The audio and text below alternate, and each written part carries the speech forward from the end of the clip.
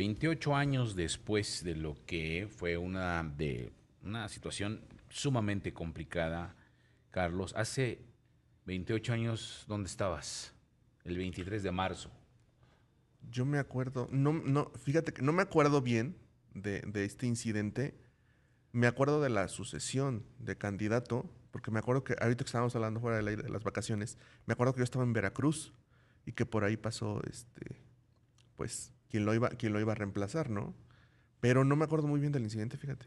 Sí, fue el 23 de marzo. Yo me acuerdo, yo estaba trabajando en una redacción, estaba en la redacción de un programa de noticias de radio, de aquellos años, ABC Radio, y estábamos en la cabina. Y acabábamos de terminar justo el noticiario. El noticiario era de 6 a 7 y media, se llamaba PM, terminábamos a 7 y media, y justo acabamos de terminar y entraba Solo Deportes, que era de 7 y media a 9, 7 y media a 8, no recuerdo bien. Y estábamos en este proceso porque estaban entrando al aire los de Solo Deportes cuando de repente nos llega a la redacción la información a través de las agencias y un reportero que nos avisa de la situación. Pero además cuando nos informa de que había sucedido este atentado contra Luis Donaldo Colosio Murrieta, no lo, no lo creímos, porque dijimos, a ver, no, ¿estás seguro? O sea, esto no puede ser, no, seguro. Entonces fue todo una situación complicada. En ese momento empezamos a hacer todo un desplegado importante a convocar a todos los reporteros que tenemos en la redacción, en los diferentes espacios de noticias para empezar a distribuirlos a donde te vayas cada quien. Y recuerdo que no éramos suficientes y yo me salí de la redacción, yo era jefe de información de noticiero de la tarde, y me salgo de la redacción y me voy al PRI. Y estoy ahí en el PRI cuando Fernando Ortiz Arana, quien era el presidente del Revolucionario Institucional en ese momento, anuncia el deceso de Luis Donaldo Colosio. Fíjate que yo desde fuera, y por lo que han sacado en los documentales, en las series, en las películas que se han hecho, yo lo veo como una conmoción muy similar a lo que ocurrió con Kennedy en Estados Unidos. O sea, de verdad se vivía ese ambiente y esa idea de que iba a ser un cambio revolucionario la llegada de Luis Donaldo a la presidencia. Pues valdría la pena que nos los contestara mi querido Fernando Duarte. Eh, ¿Cómo estás, Fernando? Él es analista político y lo tenemos en la línea, ya está listo. ¿Cómo estás, Fernando? Qué gusto saludarte. 28 años del asesinato. Y sí, ¿cómo viste tú? ¿Qué se veía? ¿Por qué hay un México antes y un México después, evidentemente, después de este incidente de hace 28 años? ¿Qué tal, Emilio? Qué gusto de saludarte. Y sí, en efecto, yo creo que más allá de lo que haya significado Colosio como persona o que hubiera hecho o no hubiera hecho de haber sido presidente, yo creo que este fue el inicio del PRI como lo conocemos y junto con el PRI del sistema político como lo conocíamos. Es decir, la última parte del sexenio de Carlos Salinas y se vio marcado por diversos crímenes que no se habían cometido antes, es decir, el asesinato del cardenal Posadas, Así es. estamos hablando también del asesinato de Luis Donaldo Colosio y posteriormente de José Francisco Ruiz Massieu, quien iba a ser coordinador del grupo parlamentario del PRI en la Cámara de Diputados. ¿Qué estamos diciendo? Todo el viejo entramado de alianzas, de redes corporativistas que había tejido primero el PRI a lo largo de décadas y después que había reconfigurado Carlos Salinas, se vino abajo. Y con ello comenzaron naturalmente a haber mayores presiones por apertura democrática. La primer gran problema fue quién iba a ser candidato, porque quien deseaba Salinas que fuera candidato, si no hubiera sido Colosio, pues ya estaba en Los Pinos y no podía renunciar por mandato constitucional. ¿Qué quiere decir? Solamente puedes ser candidato para algo si te separas de tu cargo 6 meses antes. Por lo tanto, la única persona disponible para ser candidato fue Ernesto Zedillo. Y sorpresa, a Zedillo no le interesó muchísimo eh, controlar el partido, sino sortear una crisis económica que también fue herencia, según algunos, de Carlos Salinas de Gortari. Entonces, creo que Colosio es una imagen muy romántica, su muerte representa mucho, pero en realidad es el inicio del final del sistema político como lo conocíamos. Y creo que todavía hoy estamos viendo muchos de esos efectos de esa muerte en las diversas reconfiguraciones de alianzas políticas. Independientemente de que siga toda esta situación de Mario Aburto como el asesino confeso y lo que ha venido a lo largo de esa historia desde el informe de investigación que se dio, sobre todo desde 1996 a 1998, donde incluso Aburto decía que lo habían maltratado y que lo habían hostigado a que aceptara esta responsabilidad.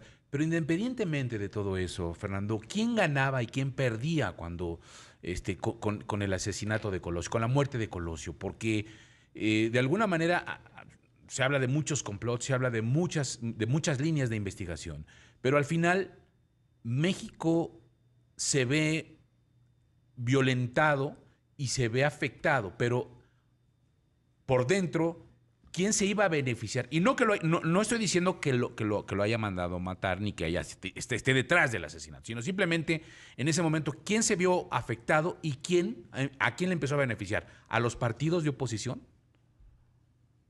En esa elección concretamente no hubo grandes ganadores más allá de el PRI y la presencia mayor de la oposición en algunos casos. Yo creo que te acordabas que hubo una campaña incluso hasta de voto de miedo contra... Exacto, la casi de si no votas por el PRI, estamos perdidos, ¿eh? México se va a caer. Exactamente. Fue casi por coerción en realidad. Lo que hizo Salinas fue tratar de prender con pequeños alfileres toda la gobernabilidad interna del país y decir como Luis XV, ¿no? Después de Miguel Diluvio. Se comentaba muchísimo naturalmente en ese entonces y se sigue comentando y lamentablemente nunca vamos a saber que Manuel Camacho iba a ser el principal beneficiario. Recordarás que cuando se nombró candidato a Colosio, Camacho de inmediato dejó la jefatura del Distrito Federal. Salinas le dio como compensación la Secretaría de Relaciones Exteriores y en cuanto estalló la rebelión de Zapatista de Chiapas, él renunció a la Cancillería y se fue como como negociador del gobierno Comisionado de federal para paz, la paz. así es. Comisionado de paz, exactamente. Y de ahí se dedicó a torpedar abierto veladamente la candidatura de Colosio. Y Colosio fue durante toda su vida un candidato débil como candidato. Naturalmente lo recordamos por aquel discurso que dio sobre cómo veía un México y cómo algunos lo comparan con un discurso de Martin Luther King, pero en realidad no vamos a saber nunca cómo fue de político, cómo hubiera sido de presidente en ese sentido. Y todas las personas que estuvieron o que se decía que estaban detrás ya estaban fuera del PRI básicamente. Estamos hablando de todo ese grupo de Colosio que fue migrando hacia todos los demás partidos del sistema político.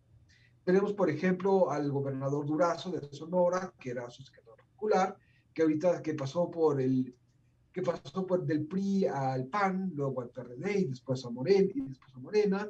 Vemos a grupos cercanos suyos como Agustín Basabe, que estuvo años congelado hasta que lo recogió el PRD. Pero en realidad incluso todo el grupo de Manuel Camacho también, eventualmente a lo largo de los años 90, se salió del PRI, formó el Partido Centro Democrático, y luego se fueron casi tomaditos de la mano al Verde, luego al PRD y luego a Morena. Es decir, estamos hablando que no solamente hubo una secuela que haya ganado alguien en la elección del 94, sino que estamos hablando incluso de un sistema político que todavía no acaba de reacomodarse y todavía más después de las elecciones de 2018, que en mi opinión las elecciones del 18 representan el punto de quiebra o el colapso del sistema de partidos y vamos todavía a ver hacia el siguiente sexenio cómo se van a ir acomodando las cosas. ¿Te parece si me permites hacer un corte y regresamos contigo para cerrar? Porque me interesa mucho que me digas, que nos especifiques esto que estabas diciendo del colapso ya en las elecciones del 2018, porque tú qué viste en ese momento que ya venía arrastrándose desde 1994 y que, bueno, primero llega el Partido Acción Nacional, pues rompiendo y partiendo en dos al PRI, pero después nadie se esperaba lo que vendría para más adelante y lo que dices del 2018. Fernando Borac, regresamos contigo para cerrar esto que nos estabas platicando a 28 años del asesinato de Luis Donaldo Colosio y pues esta transición, transformación y declive que en algún momento sufrió el Partido Revolucionario Institucional tras este acontecimiento. Y nos decías que el 2018 fue un parteaguas en torno a lo que sucede después de las elecciones. ¿Por qué? ¿Por qué? Porque los partidos políticos se encerraron en sus propias cúpulas, se hizo un sistema, se hizo una democracia que se negoció desde 2000, desde 1995, una democracia cerrada a los partidos políticos, donde controlaban recursos, donde controlaban la comunicación política, y no hubo mecanismos de rendición de cuentas. La reelección inmediata a nivel federal, que es una herramienta esencial para exigirlo, comenzó a operar a nivel federal en 2018.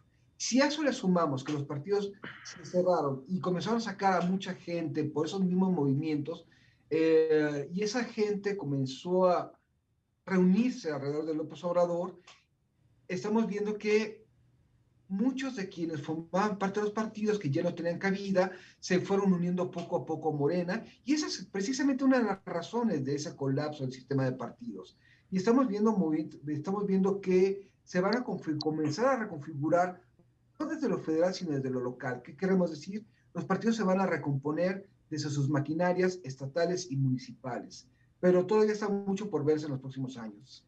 En un minutillo y medio que nos queda, en, en el año 2000, cuando gana Vicente Fox, la mayoría de los que cubríamos este tipo de información decíamos que no había ganado el PAN, había ganado Vicente Fox finalmente, porque había hecho como una personalidad el Vicente Fox.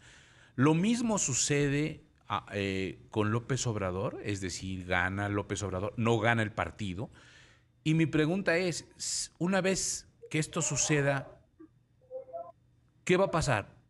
Para las siguientes elecciones, ¿tenemos partidos o tenemos figuras que son las que van a poder en determinado momento ganar? López Obrador ganó, pero al contrario de Vicente Fox, lo hizo con una maquinaria o una coalición de muchos intereses que acabó con el sistema de partidos. Es decir, Fox ganó, pero el PAN nunca alcanzó la mayoría absoluta en las cámaras, ni la mayoría de gobernadores.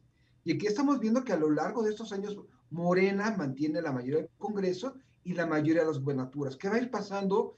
Para mí el mejor escenario es que Morena se convierta en un partido político sólido, y lo peor que puede pasar es que López Obrador se le vaya el control de las elecciones y comenzamos a tener un caso como el peronismo en Argentina, ¿no? Un obradorismo de centro, un obradorismo de izquierda y un obradorismo de derecha. Pero entre esos escenarios, lo mejor que podría pasar es, uno, que los partidos rápidamente comienzan a apostar por rotación de cuadros, mecanismos de rendición de cuentas, y B, Morena logre comenzar a convertirse en un partido y no en una colección de movimientos. Fernando, un placer como siempre escucharte. Muchas gracias por haber estado con nosotros el día de hoy. Encantado, Emilio, como siempre. Saludos. Un abrazo. Ahí está Fernando Borak, analista político, @Fernando D mayúscula Borak, para que, bueno, WAORAK, para que lo sigan, porque de verdad es un gusto escucharlo.